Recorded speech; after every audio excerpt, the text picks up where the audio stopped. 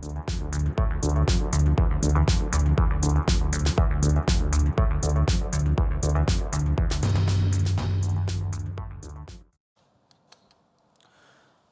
নয়, ক্ষমতাকে প্রশ্ন করাই গণমাধ্যমের কাজ।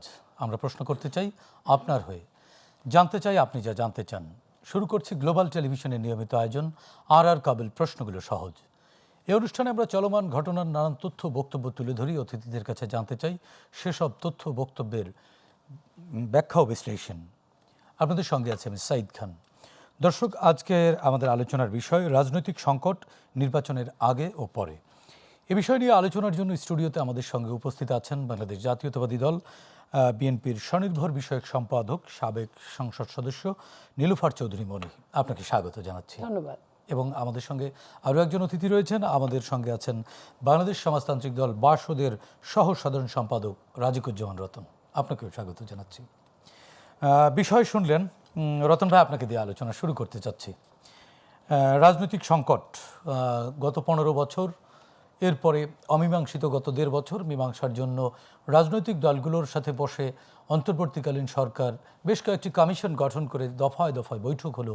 অনেকগুলো বৈঠকের পরে একটি ঐক্যমত্যে জাতি পৌঁছেছে, রাজনৈতিক দলগুলো পৌঁছেছে।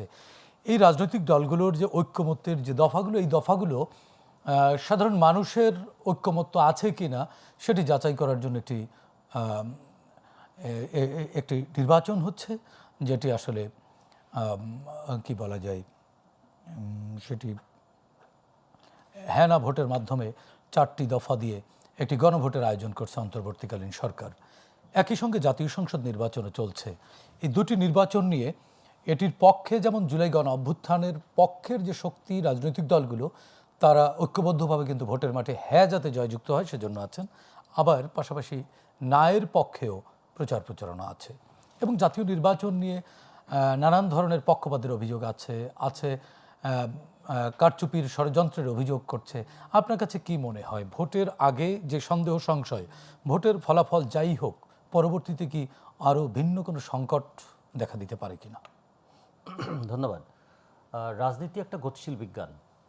সমাজটা যেমন পরিবর্তন হয়, সমাজের সমস্যাগুলো নতুন রূপ নিয়ে আসে এবং সমস্যার সমাধানের জন্য নতুন নতুন পথ খুঁজতে হয়।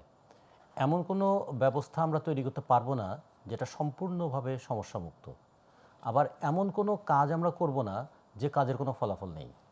ফলে প্রতি মুহূর্তে সমস্যা সামনে আসে এবং সমাধানের জন্য উদ্যোগ নেয়। রাজনৈতিক দলগুলো সেটা করতে থাকে, যেটাকে আমরা অনেক সময় রাজনৈতিক আন্দোলন বলি, রাজনৈতিক বিতর্ক বলি, রাজনৈতিক মতপার্থক্য বলি, এবং এর মধ্য দিয়ে ক্রমান্বয়ে সমাজটা এগিয়ে যায়। কিন্তু দুঃখটা লাগে তখন, কিংবা আশঙ্কাটা হয় তখন, যখন পরিবর্তনের যে আশায় মানুষ লড়াই করে, পরিবর্তনের গতিমুখটা তার উল্টো দিকে চলে যায়। যে মানুষ গণতন্ত্রের জন্য লড়াই করেছিল, দেখে যে গণতন্ত্রহীন পরিবেশ তৈরি হয়েছে। মানুষ শোষণ মুক্তির জন্য লড়াই করেছিল, দেখা গেল যে শোষণটা আরও চেপে বসেছে। মানুষ বৈষম্যের বিরুদ্ধে লড়াই করেছিল, দেখা গেল বৈষম্য আরও বিপুল বিস্তার লাভ করেছে। এবং মানুষ গণতান্ত্রিক অধিকারের জন্য কথা বলেছিল, মানুষ দেখো তার কণ্ঠরুদ্ধ হয়ে যাচ্ছে। এই যে প্রত্যাশার সঙ্গে প্রাপ্তির একটা বিরোধাত্মক অবস্থান, এখান থেকে মানুষের মধ্যে কখনো ক্ষোভ তৈরি হয়, কখনো হতাশা তৈরি হয়, কখনো কখনো আবার তৈরি হয় এইরকম একটা পশ্চাদমুখী চিন্তা, তাহলে তো আগেই ভালো ছিলাম। তো এগুলো বর্তমান বাস্তবতায় কি এরকম মনে হচ্ছে? এইরকমই অনেকটা মনে হচ্ছে যে যে স্বপ্ন, যে সম্ভাবনা নিয়ে মানুষ লড়েছিল, রাজনৈতিক ব্যাখ্যা বিশ্লেষণগুলো যদি আমরা একটু সরিয়েও রাখি, দৃশ্যমান চাওয়াটা কী ছিল? 14 সালের নির্বাচন, 18 সালের নির্বাচন এবং 24 সালের নির্বাচন দেখে মানুষ মুখ ফিরিয়ে নিয়েছিল যে এইভাবে যদি ক্ষমতাসীনরা নির্বাচন করতে থাকে তাহলে কিয়ামত পর্যন্ত এই ক্ষমতার পরিবর্তন হবে না। সে কারণে তো নির্বাচনে নয়, অভ্যুত্থানে পরিবর্তনের জায়গাটা চলে এলো, এবং অভ্যুত্থানের মধ্য দিয়ে একটা নতুন আকাঙ্ক্ষার বীজ সেদিন রোপিত হলো যে এর পরে আমাদের জন্য শিক্ষাটা এরকম হয় যে কেউ যদি জনগণের কণ্ঠরুদ্ধ করতে চায় তাহলে 1 বছর, 2 বছর, 3 বছর একসময় জনগণ ঘুরে দাঁড়াবে এবং তাদেরকে ছুঁড়ে ফেলবে। আবার এটাও তৈরি হলো যে অভ্যুত্থান প্রতিদিন হয় না, অভ্যুত্থানের জন্য অপেক্ষা করতে হয়, এবং যত অপেক্ষাটা দীর্ঘ হয় তত যন্ত্রণাটা বেড়ে যায়, ক্ষোভটা বাড়ে, যন্ত্রণাটা বাড়ে। অভ্যুত্থানের পরেই সে কারণে নিয়মতান্ত্রিক পথে যাওয়ার কথা ছিল, এবং খুব দ্রুত যদি একটা নিয়মতান্ত্রিক পথে যাওয়া যেত তাহলে হয়তো এই সংকটগুলো আজকে এই জায়গায় আসতো না। নিয়মতান্ত্রিকতার দিকেই তো এগোচ্ছে বাংলাদেশ ধীরে এবং অনিচ্ছা সত্ত্বেও। এখানে কোনো সংকট তৈরি হবার সম্ভাবনা ঘনীভূত হচ্ছে? আমি দুটো শব্দ ব্যবহার করেছি, একটা ধীরে, একটা হলো অনিচ্ছা সত্ত্বেও। ধীরেটা আমাদের পরিবর্তনের আকাঙ্ক্ষাকে দুর্বল করে দিয়েছে, আর অনিচ্ছা সত্ত্বেও এই নির্বাচন করাটা নির্বাচনকে সংশয়ের মধ্যে ফেলে দিয়েছে। এখনো সংশয়। সে কারণেই প্রতিদিন নতুন নতুন যে মানে বাক্যবিন্যাস আসছে বিভিন্ন জায়গা থেকে, তাতে মনে হয় এই অন্তর্বর্তীকালীন সময়টার যদি তার মেয়াদটা আর একটু বাড়ানো যায় তাহলে হয়তো তাদের অন্তরে কিছুটা প্রশান্তি লাভ করবেন। সে কারণে অন্তরের বাসনাটা বোধহয় একটু দীর্ঘস্থায়িত্ব। কিন্তু জনগণ তো চেয়েছিল একটা জবাবদিহিমূলক ব্যবস্থায় আসুক। দুটো কথা বলে আমি আমার অংশটা শেষ করতে চাই। অন্তর্বর্তীকালীন সরকার তো অন্তর্বর্তীকালীন হওয়ার কথা ছিল, কিন্তু তারা কাজ যেগুলো করছেন তার অন্তহীন খেসারত দিতে হবে জনগণকে। কিন্তু অন্তর্বর্তী তো মেয়াদ নির্ধারণ করা যায়। হ্যাঁ, সেই কারণেই অন্তর্বর্তী তখনই বলা হয় যে মেয়াদ নাই মানেই বলা হয়েছে বেশি সময়ের জন্য নয়, স্বল্প মেয়াদ। আর যদি অন্তহীন সরকার হতো তাহলে তো বলতাম যেটা অন্তহীন সরকার। এক ব্যবস্থা থেকে আর এক ব্যবস্থায় যাওয়ার মাঝখানে একটা ট্রানজিশনাল টাইমটা থিন লেয়ার, এটা বলা হয়েছিল, এইভাবেই ভাবা উচিত। কিন্তু দেখেন এই সময় কি করা হলো, অন্তর্বর্তীকালীন সরকার থাকলেন 1.5 বছর, কিন্তু বন্দর দিয়ে দেওয়ার চুক্তি করছেন 45 বছরের। এইটা কি অন্তর্বর্তীকালীন সরকারের ম্যান্ডেট ছিল?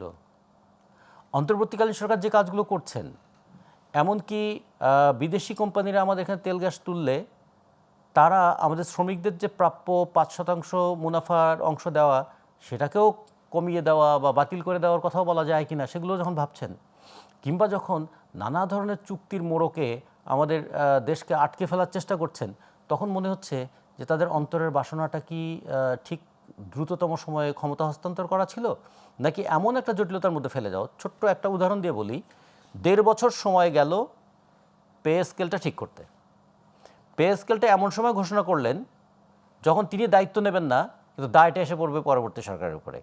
তার মধ্যে এর মধ্যেও কিন্তু খুব সূক্ষ্ম একটা চাতুর্য লক্ষ্য করা গেল যে আমরা তো যাব, কিন্তু যারা থাকবে তাদেরকে আমরা নানাভাবে আমরা যন্ত্রণার মধ্যে রেখে যাব। তাহলে আর আমরা একটা বিষয়, ভালোর দিকে গেলাম কি করে? গেলাম না তো, সেজন্য বলছে ভালোর দিকে গেলে তো আমাদের খুশিই থাকতাম, ভালোর দিকে যাইনি শেষ বলে পর্যন্ত আপনারা রাজনৈতিক শক্তি খুশি হতে পারেননি। উদ্বেগে আছে, উৎকণ্ঠায় আছে যে 12 তারিখের আগে কি হবে, 12 তারিখের পরে কি হবে। 12 তারিখের আগে নির্বাচনটা সুষ্ঠু করবার জন্য নানা ধরনের পদক্ষেপ নেওয়া হবে।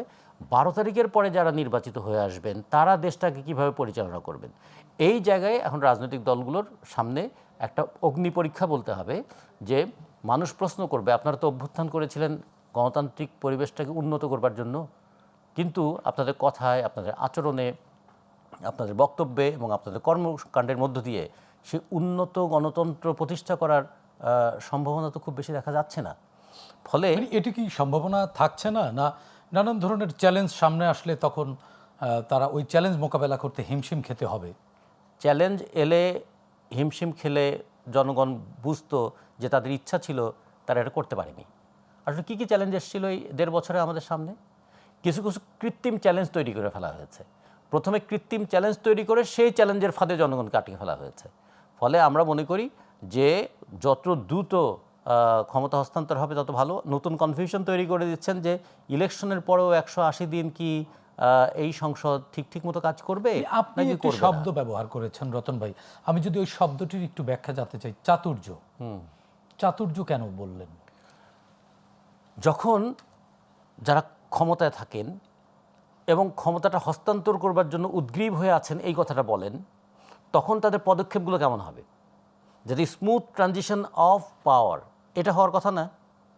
তাহলে ক্ষমতায় আছেন এবং তিনি বারবার বলছেন আমরা ক্ষমতা ছেড়ে দিতে চাই, কিন্তু এমন ব্যবস্থাই করব যাতে ক্ষমতা যখন ছাড়বো যারা ক্ষমতা নেবে তাদের সমস্যা হয়ে যাবে। এটা আমরা সেই সংকট তো দেশের উপরে পড়বে, সেই প্রভাব তো রাজনৈতিক দলের উপরে পড়বে। দেশ বলতে তো বায়বীয় কোনো বিষয় নয়, দেশ বলতে বোঝাচ্ছে জনগণ, মানুষ। দেশ বলতে জনগণ। জনগণের মধ্যে এটার প্রভাব পড়বে কত রকমের।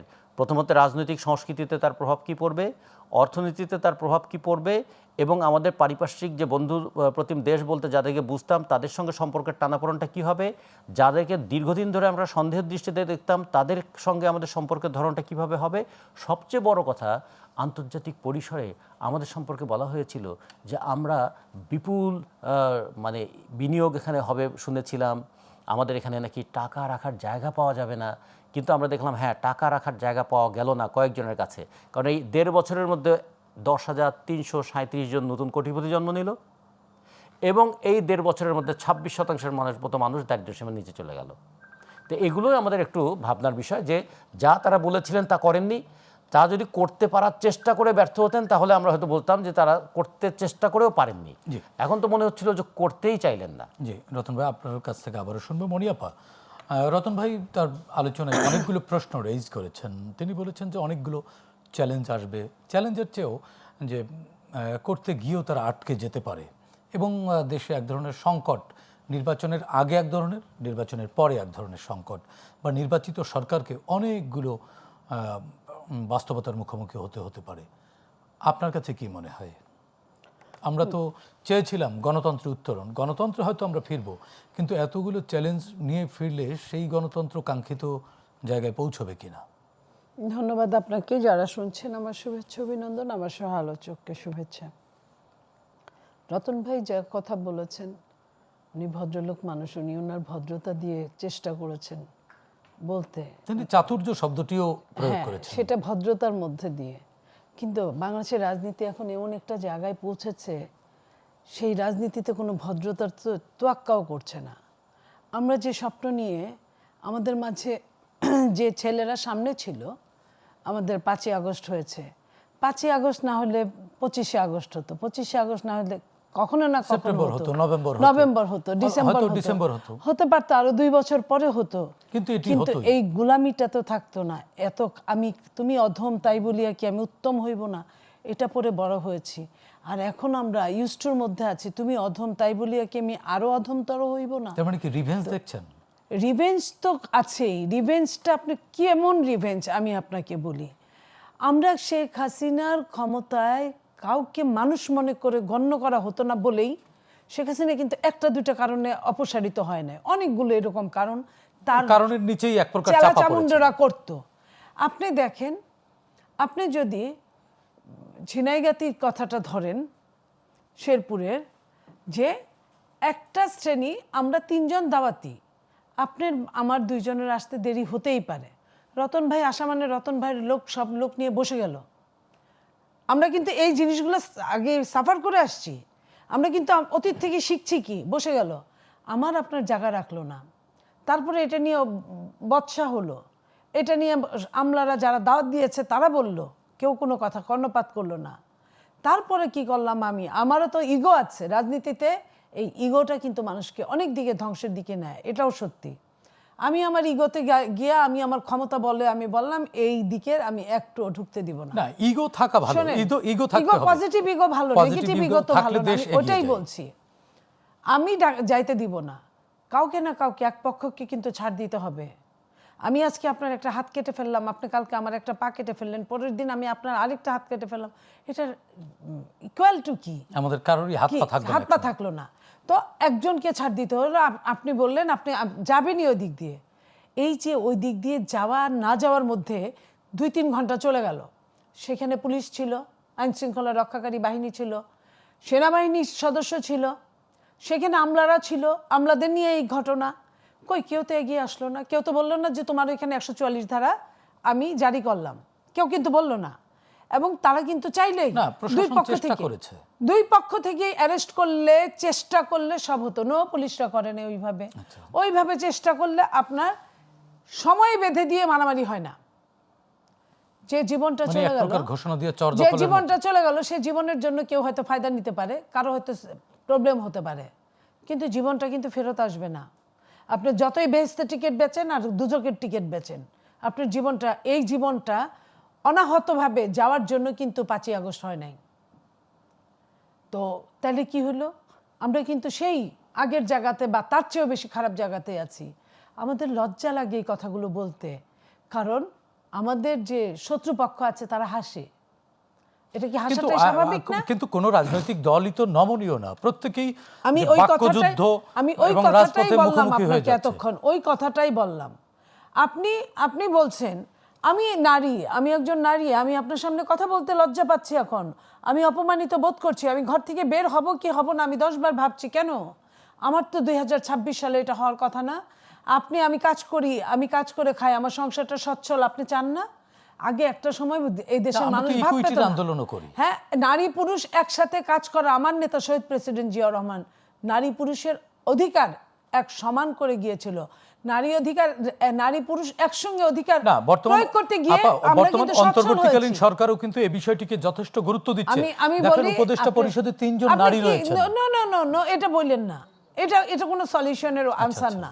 আপনি মনে করেন এই যে ঘটনাটা ঘটেছে, সরকার থেকে কি এটার জবাবদিহিতা চাওয়া হয়েছিল? ধরেন আমি ধরেই নিলাম আমাকে আপনি ঢালাওভাবে গালি দিছেন, আপনার ঘরের লোকরাও কিন্তু গালি দিছেন, কারণ আপনার ঘরের লোকও কিন্তু চাকরি করে, জীবিকা নির্বাহ করে, কিছু না কিছু কাজ করে। তো কাজ করার লোক সবগুলোর আপনি ঢালাও গালি দিলেন। আপনি বললেন আপনি হ্যাক হয়ে গেছেন, আপনার এক্স হ্যাক হয়ে গেছে। আচ্ছা, আপনার এক্স হ্যাক হয়ে গেল, আপনি এই কথাটা তো আপনি সেম কথাটা তো আপনি আল জাজিরাতে বলছেন। আল জাজিরায় শুধু গালিটা ছিল না, আর সব কিছুই ছিল, ওটা তো হ্যাক হয় নাই। তাহলে কথাগুলো তো মিলেই গেল। তো আপনি এটার মানে কি বুঝাতে যাচ্ছেন? 2026 সালে এসে আমি আবার ঘরের মধ্যে ঢুকে যাব? আমি এখন বয়স হয়ে গেছে আমার যখন 14 বছর ছিল, 16 বছর ছিল, 20 বছর ছিল, আমি বোরকা পরি নাই, হিজাব পরি নাই। এটা আমি অপরাধ মনে করি না, কারণ আমি শালীন। মানে আপনি তো নষ্ট আমি হয়ে যাবেন। শালীন। আমি আবারও বলছি, আমি মনে করি বাংলাদেশের প্রেক্ষাপটে, পৃথিবীর প্রেক্ষাপটে আমি শালীন।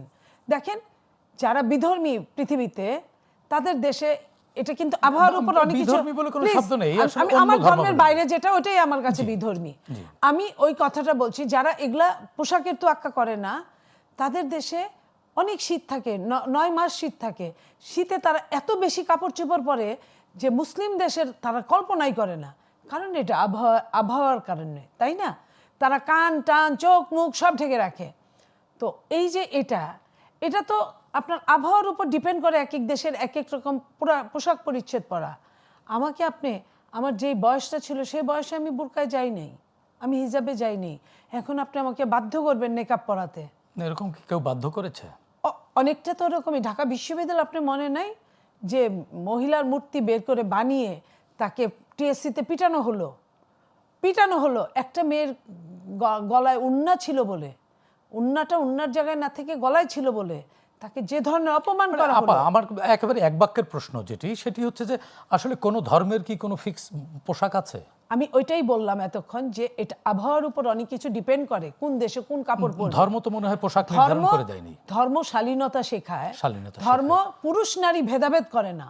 পুরুষেরও, আপনি যদি সৌদি আরব মিডিল ইস্টের দিকে তাকান, দেখবেন মিডিল ইস্টের লো হাওয়ার মধ্যে ওই পুরুষটারও কিন্তু ফুল হাতা পাঞ্জাবি পরে, মানে আলখেল্লা মাথায় পরে আলখেল্লা পরে, নারীটাও কিন্তু তাই পরে, বোরকা পরে। তো নাম বলি আমরা, ওটারও আলখেল্লা বলতে পারি, আলখেল্লার মতোই পুরুষ নারীর একই পোশাক।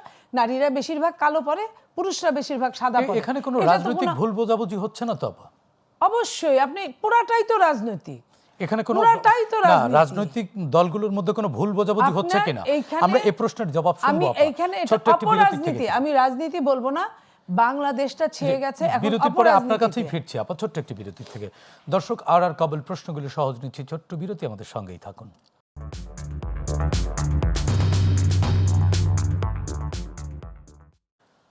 দর্শক, বিরতির পর আবারও স্বাগত জানাচ্ছি। আর কাবুল প্রশ্নগুলো সহজ, আমাদের সঙ্গে আলোচনার জন্য যুক্ত আছেন বাংলাদেশ জাতীয়তাবাদী দল বিএনপির স্বনির্বাচন বিষয়ক সম্পাদক, সাবেক সংসদ সদস্য নীলুফার চৌধুরী মণি, আছেন বাসদের সহ-সাধারণ সম্পাদক রাজিকুজ্জামান রতন।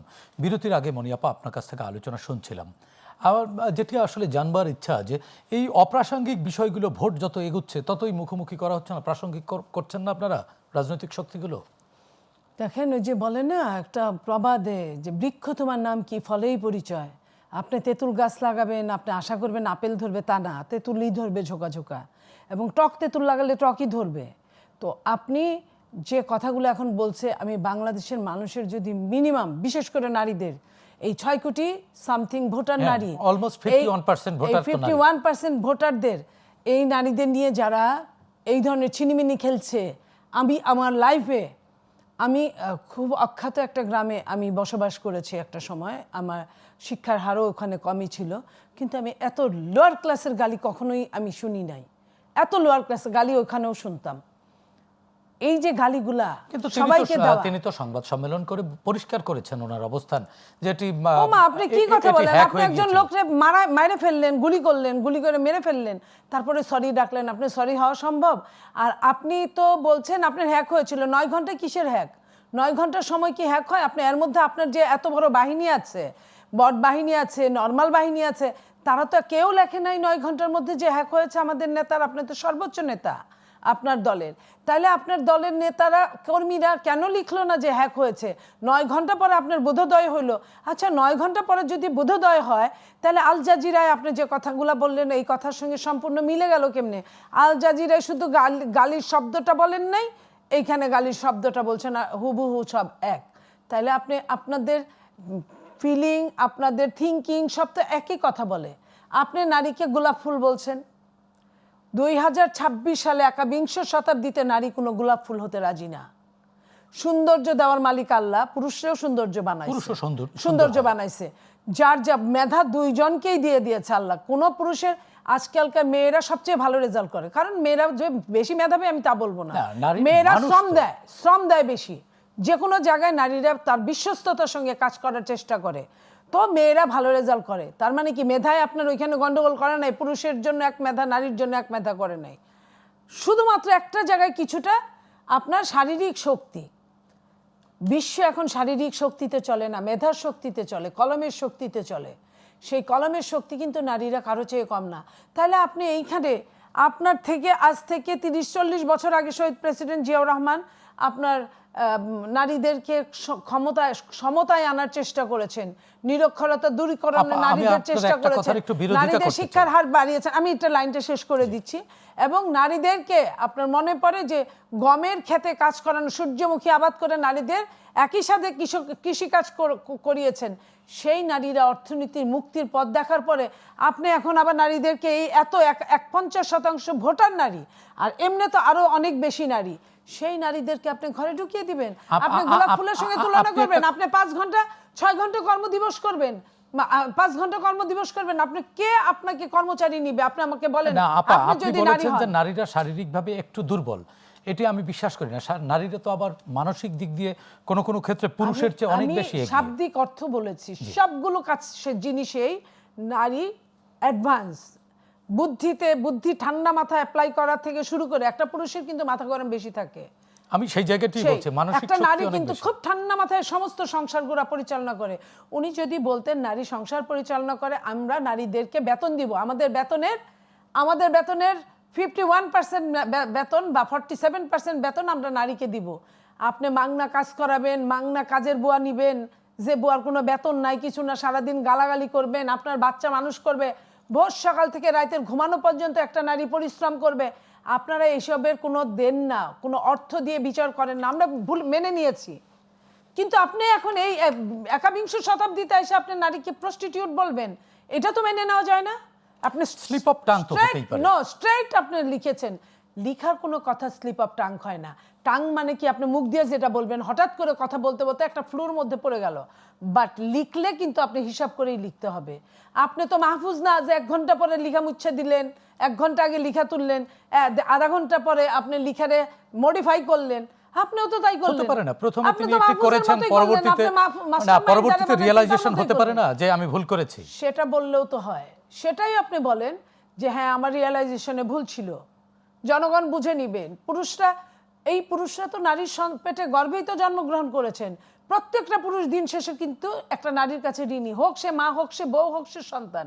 তাহলে আপনি দিন শেষে যার কাছে আপনি সমস্ত কিছু, আপনার ঋণটা আপনাকে পেটে রাখছে, 9 মাস 10 দিন কষ্ট করছে, পেটে রেখে আপনাকে মানুষ করছে, আপনার পেশাব পায়খানা পরিষ্কার করছে, আপনাকে স্কুলে নিয়ে গেছে, আপনার প্রথম শিক্ষক নারী।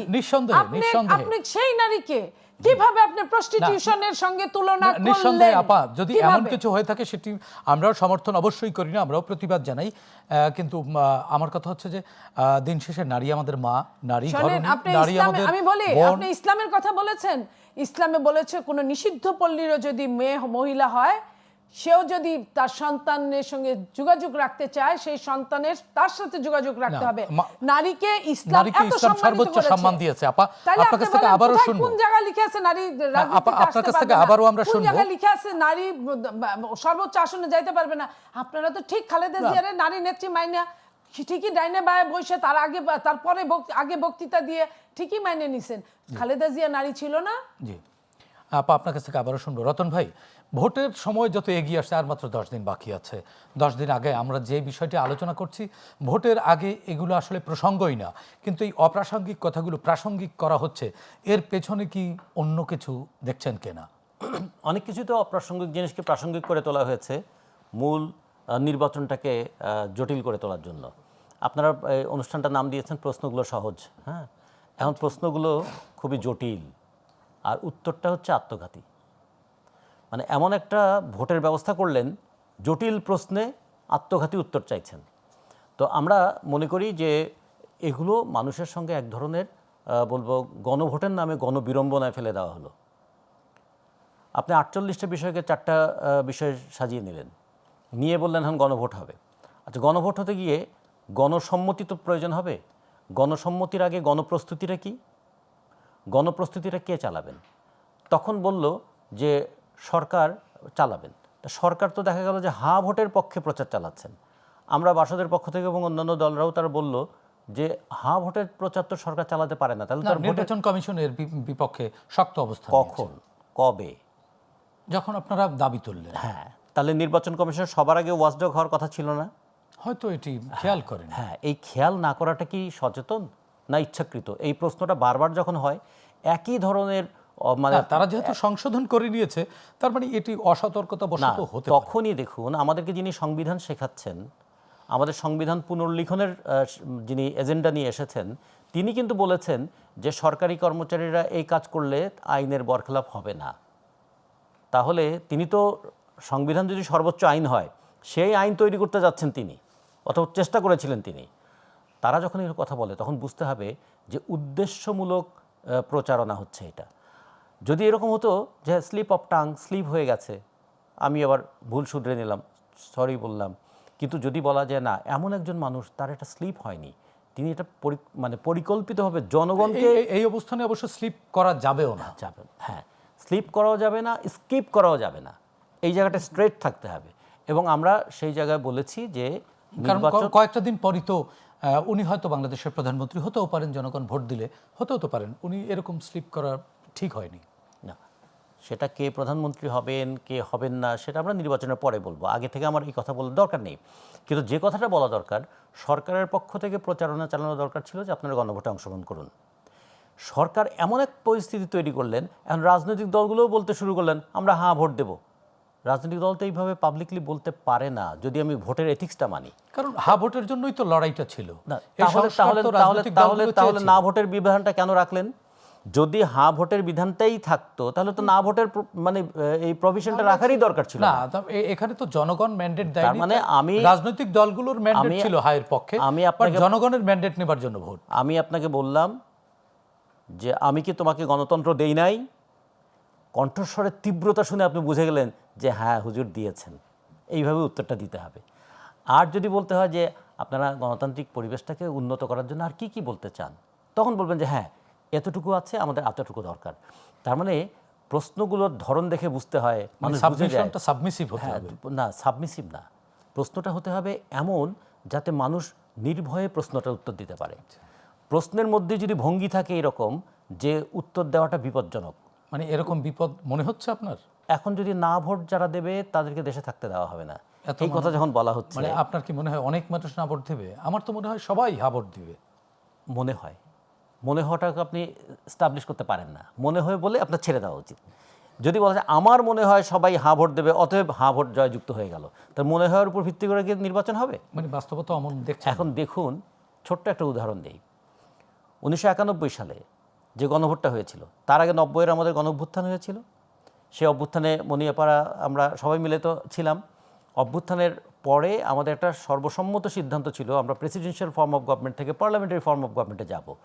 আচ্ছা, যাওয়ার পরেও আমাদের মাননীয় তৎকালীন সময়ের যিনি প্রধান উপদেষ্টা বলি, অথবা তত্ত্বাবধায়ক সরকারের প্রধান বলি, অথবা যিনি নির্বাচন পরিচালনা করেছেন তাকে যদি বলি, তার একটা অভিপ্রায় হলো আপনারা নির্বাচিত হলেন, সংসদ গঠন করলেন, সংসদে আপনারা প্রেসিডেন্সিয়াল ফর্ম অফ গভর্নমেন্ট থেকে পার্লামেন্টারি ফর্ম অফ গভর্নমেন্ট গেলেন, সব কিছু আছে, তারপর একটা গণসম্মতি নেই না, একটা গণভোট হোক। 27শে ফেব্রুয়ারি নির্বাচন হয়েছে, সেপ্টেম্বর মাসের 15 তারিখে গণভোট হয়েছে। সেই গণভোটে মাত্র 35% ভোট পড়েছিল। সেই গণভোটে প্রায় 32 লক্ষের মতো না ভোট পড়েছিল। তাতে কি হয়েছে? গণভোটের এই জন্য কোনো আইনি বিধান নাই। আমরা বাসদের পক্ষ থেকে বারবার বলেছি গণভোটের নামে একটা অপ্রয়োজনীয় জিনিসকে আমরা ঘাড়ের উপর চাপিয়ে দিয়েছি, দিয়ে এইটাকে নিয়ে এখন ম্যানিপুলেশনের চেষ্টা হচ্ছে। আচ্ছা, গণভোট যদি না পাশ করে তাহলে কি হবে? আমরা একটা বিরতি নিতে চাচ্ছি, তার আগে ছোট্ট একটি প্রশ্ন করতে চাচ্ছি, বিরতির পরে উত্তর শুনবো। নির্বাচন কমিশনের পক্ষ থেকে বলা হলো যে সরকারি কর্মকর্তা কর্মচারীরা, বিশেষ করে যারা নির্বাচনী কার্যক্রমে অংশ নেবেন বা পরিচালনায় দায়িত্বে থাকবেন, তারা হা না ভোট এর প্রচারণায় থাকতে পারবেন না। কিন্তু আমরা জানি প্রায় 144 কোটি টাকা কয়েকটি মন্ত্রণালয়কে হা ভোটে প্রচারণার জন্য বরাদ্দ দেওয়া হয়েছে। সেই বরাদ্দের টাকা কোথায় যাবে? আমরা বিরতির পরে আপনার কাছ থেকে আলোচনা শুনবো। দর্শক, আর কেবল প্রশ্নগুলো সহজ নিচ্ছে আরও একটি ছোট্ট বিরতি, আমাদের সঙ্গেই থাকুন।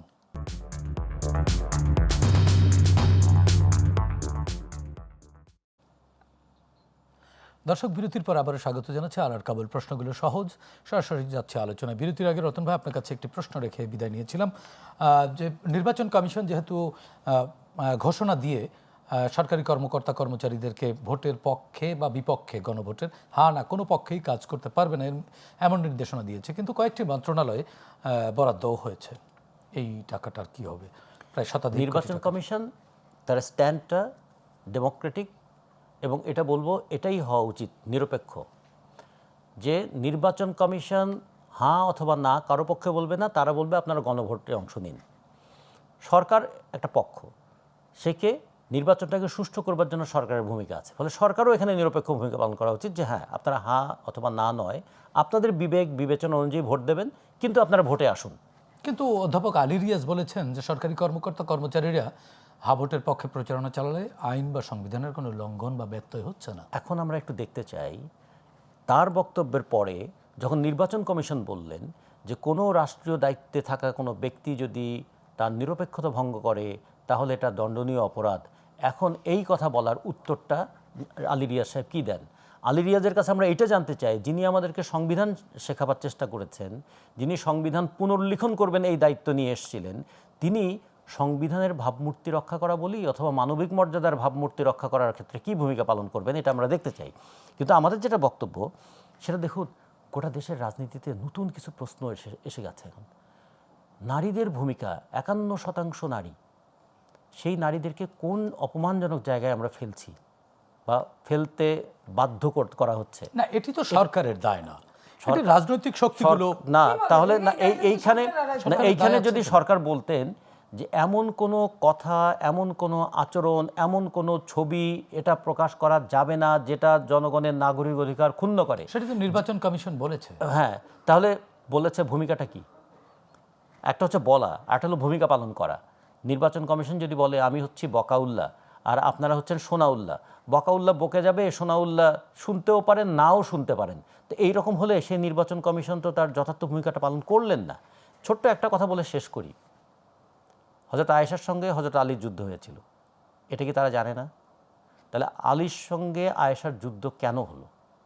এবং এই যুদ্ধটা, দুইজনই তো ইসলাম ধর্মে খুবই রেসপেক্টেড মানুষ, শ্রদ্ধেয় মানুষ, একজন খলিফা, আরেকজন হযরত মুহাম্মদের স্ত্রী। এবং ইসলামের যতগুলো হাদিসের কথা বলা হয়, সবচেয়ে বেশি হাদিসের ক্ষেত্রে আয়েশার দ্বারা অথেন্টিক প্রমাণ করা হাদিসও আছে, সেটাই বেশি। তাহলে তারাও তো যুদ্ধে লিপ্ত হয়েছিলেন। তাহলে খেয়াল করে দেখুন, ওইখানে কিন্তু ওই প্রশ্নটা এসেছিল যে কোনো একটা সিদ্ধান্তের প্রশ্নে একমত না হলে তর্ক করা যায়। এখন কি তখন বলা হয়েছিল যে তুমি নারী হিসেবে তুমি বিতর্ক করতে পারবে না, তুমি নারী হিসেবে কোনো ভূমিকা পালন করতে পারবে না? তা তো বলা হয়নি। আজকে যারা ধর্মের কথা বলে মানুষকে নানাভাবে উত্তেজিত করার চেষ্টা করেন, আমরা বলতে চাই ধর্ম মানুষের বিশ্বাস, ধর্ম মানুষের বিশ্বাস, ধর্ম মানুষের আবেগ, এইটাকে কেন্দ্র করে মানুষের মধ্যে যেন কোনো বিভক্তি এবং বিভাজন তৈরি করা না হয়। আর বরাদ্দ যেটা করেছেন, এটা আমাদের নির্বাচন কমিশনের এখনই ভূমিকা পালন করা উচিত, যে এটা কি গণভোটের প্রচারণার জন্য বরাদ্দ নাকি হ্যাঁ ভোটের প্রচারণার জন্য বরাদ্দ। যদি হ্যাঁ ভোটের প্রচারণার জন্য বরাদ্দ হয় তাহলে অবশ্যই তাদেরকে শাস্তির আওতায় নিয়ে আসতে হবে। আর যদি গণভোটের প্রচারণা, যার যে সমস্ত মন্ত্রণালয় এটা বরাদ্দ করলেন সেই মন্ত্রণালয়ের সচিবের একটা দায়িত্ব পালন করতে হবে, এবং সচিব তাহলে বলবেন তিনি কি কারো দ্বারা আদিষ্ট হয়ে এটা করেছেন, তাহলে পিছনে যারা আছেন সেই আদেশদাতা কারা তাকেও খুঁজে বের করতে হবে। মনিয়া পাই, একই বিষয় আপনার কাছ থেকেও জানতে চাচ্ছি। আমরা নির্বাচন যত ঘনিয়ে আসছে তত মুখোমুখি হয়ে যাচ্ছি, সাংঘর্ষিক দিকে যাচ্ছি। একটা ঐতিহাসিক ভালো নির্বাচনের প্রত্যাশা নিয়ে জনগণ মুখিয়ে আছে, রাজনৈতিক দলগুলো এবং সরকার, নির্বাচন কমিশন সবার দিকে তাকিয়ে আছে, কিন্তু কোথায় যাচ্ছি আমরা? দেখেন, একটা কথা বলি, যে দেশে সরকার, এই সরকার যখন নিরপেক্ষ হতে পারলো না, আমি আর কোনো আশাই করি না যে কোনো দিন আর এমন কোনো সিচুয়েশনে আর কেউ নিরপেক্ষ হবে। আমি আশাই করতে পারি না মানুষের বিবেক এত বিট্রে করে কেন, আমি জানি না।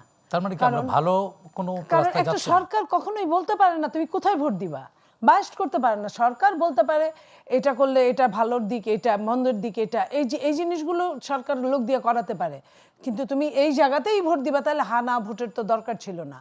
আর এই ভোটের জন্য এত টাকা, এই লুটপাট করা টাকা, চান্স পাইলে লুটপাটের জন্য টাকা ছেড়ে দিতে হবে বাজারে, এমন তো কথা ছিল না এটা তো তাদের সাথে। লুটপাট না, খরচও তো আছে, প্রচারণা, ব্র্যান্ডিং করতে হবে না ভোটের। বাংলাদেশে তো একটা জানালার পর্দা তো 37,000 টাকায় যে কেনা হয়েছে, একটা শুয়ের দাম 1,000 টাকা, এক পিস পাউরুটির দাম 1,000 টাকা, একটা ডিমের দাম 1,000 টাকা, এটাও যেমন দেখেছি এখনো কিন্তু সেই ধারাবাহিকতায় চলে আসছে, ওখান থেকে কমে নেয়। আমার কর মৌকুফ করলাম, আপনার কর পুরাটাই দিয়ে আরও বেশি দিতে হবে, এটাও কিন্তু চলে আসছে, চলছে, চলমান।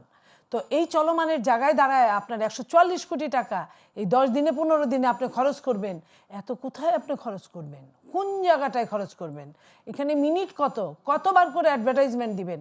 এটি কিন্তু চুলচেরা। এখন কিন্তু অনেক বেসরকারি টেলিভিশন খবর কিন্তু বের হয়ে যায়, এই টাকা কোথায় খরচ হবে? আর সরকারের কেন এটার জন্য এত পড়েছে? সরকারের বিটিভি আছে, বিটিভি লস আইটেম, সরকার বিটিভির মাধ্যমেই চালাক না এটা।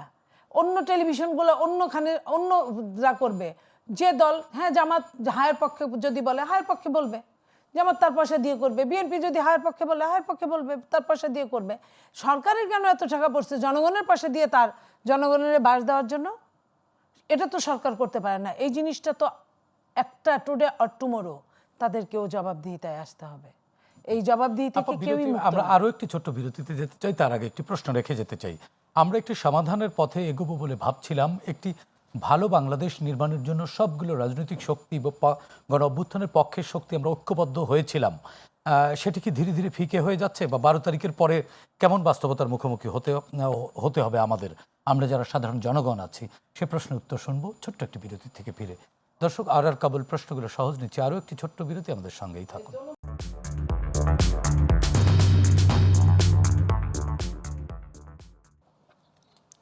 দর্শক, বিরতির পর আবারও স্বাগত জানাচ্ছি। আর কাবুল প্রশ্নগুলো সহজ, যাচ্ছি সরাসরি আলোচনায়। আপা, আপনার কাছ থেকে আলোচনা শুনছিলাম, তাহলে এত যদি সন্দেহ সংশয় সেই এক মানে অভ্যুত্থানের পক্ষের শক্তির মধ্যে, তাহলে আমরা 12 তারিখে যে নির্বাচনের জন্য মুখিয়ে আছে গোটা জাতি, আমরা কেমন বাস্তবতার মধ্যে যাচ্ছি? আমরা কি আসলে উত্তরণ হতে পারবো না এবারও? আপনি কি দেখেছেন যে ইলেকশনের যে ডামাডোলটা ছোটবেলা থেকে আমরা দেখে এসেছি সবাই, এখানে 3 জন, আমরা মুড়ি বাতাসা ওটা দেখেছি। কি আছে নাকি? ওই পরিবেশটা আপনি পান, ফ্লেভারটা পান সবাই। কিন্তু যখন একজন প্রার্থী নিজেকে বুলেট প্রুফ জ্যাকেট পরে দেখায় বাইর করে যে সে কতটা ভয়ে নির্বাচন করছে, তখন আর কিছু বলার থাকে?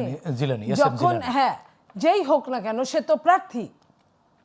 যখন আপনার একজন প্রার্থী সে কোনো একটা জায়গায় সন্ধ্যার পর যেতে ভয় পাচ্ছে, তখন আপনি কি বলতে চান যে 12 তারিখ আর 12 তারিখের আগে আর পরে আছে?